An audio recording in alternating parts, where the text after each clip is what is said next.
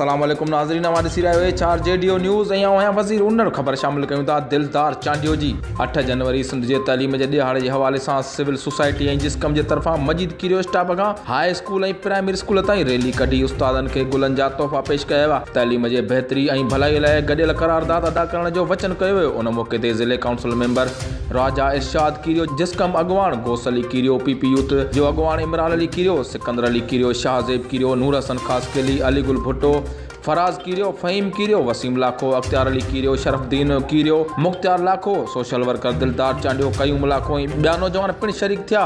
अॻवाननि ख़िताब कंदे चयो त मजीद कीरियो तालीम जे मैदान में हमेशह पाण मल्हायो आहे। पंहिंजे स्कूलनि मां सुठा उस्ताद, डॉक्टर, इंजीनियर, साइंसदान, सियासतदान ऐं अदीब दानिश्वर पैदा कया आहिनि। अॻिते बि उमेद रखूं था त मजीद कीरियो जा स्कूल माज़ीअ वांगुरु हींअर महिनत ऐं जदोजहद सां तालीम जी बहितरीअ में अहम किरदारु अदा कंदा। जीअं त अॼु तालीम जो ॾिहाड़ो आहे जेको पूरी सिंध अंदरि मल्हायो पियो वञे ऐं असां बि अॼु सभिनी दोस्तनि साथियुनि सां गॾिजी सिविल सोसाइटी मजीद कीरियो जे तरफ़ां बा राजा इरशाद कीरियो, बा इमरान कीरियो, बा वसीम लाखो ऐं बा सिकंदर ऐं जेके बि जुमिले जमायत नौजवान गॾु आहिनि अॼु उन्हनि सां गॾिजी अॼु पंहिंजे स्कूलनि अंदरि असीं उस्तादनि खे गुल पेश करणु आया आहियूं।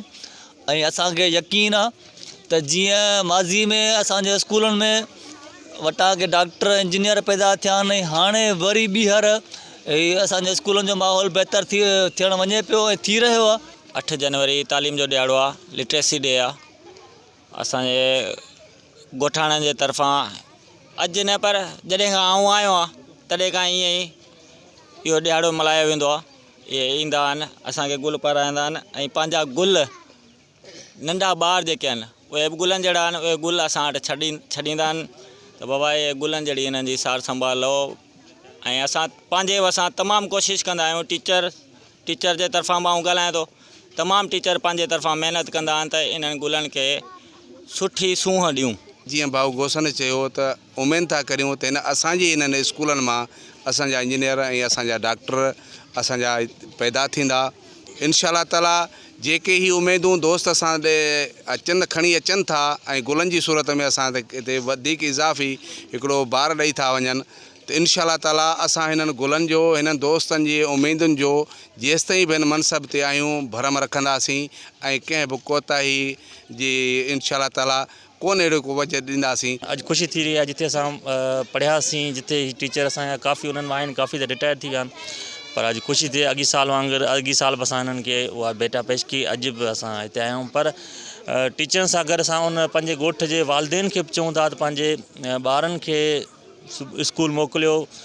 जेकॾहिं टीचर खां वधीक पंहिंजो वालदेन ॿारनि ते ध्यानु ॾींदो त उनखां वधीक का शइ न आहे। टीचर वधि में 2-3 कलाक पढ़ाईंदो, पर जेकॾहिं हीअ वञी उते वञी होमवर्क वग़ैरह या ॿी शयूं थियनि थियूं उहे पाण घर में जेकॾहिं वालदेन या उनजी घर वारा जेके उन लाइ कोशिशि कंदा त उहा बहितर थींदी। त जेके असांजा हिते ॿार पढ़नि पिया ऐं उन्हनि खे जेके पढ़ाईंदड़ उस्ताद आहिनि उन्हनि खे असां पंहिंजे भेटा पेश करणु ऐं हर साल जीअं पोएं साल बि असां प्रोग्राम कयो, अॼु साल बि हिन साल बि प्रोग्राम कयो त ऐं उन सां गॾु पंहिंजो उस्तादनि खे बि असां वरी अर्ज़ु कंदासीं तव्हांजो माशाअल्लाह स्कूलनि जी तवजो सुठी आहे ऐं उमेद आहे अॻिते बि तव्हां तालीम जी बहितरी लाइ पंहिंजे ॿारनि ते कोशिशि कंदो। वधीक ख़बरुनि अपडेट लाइ ॾिसंदा रहो चार जेडीओ न्यूज़।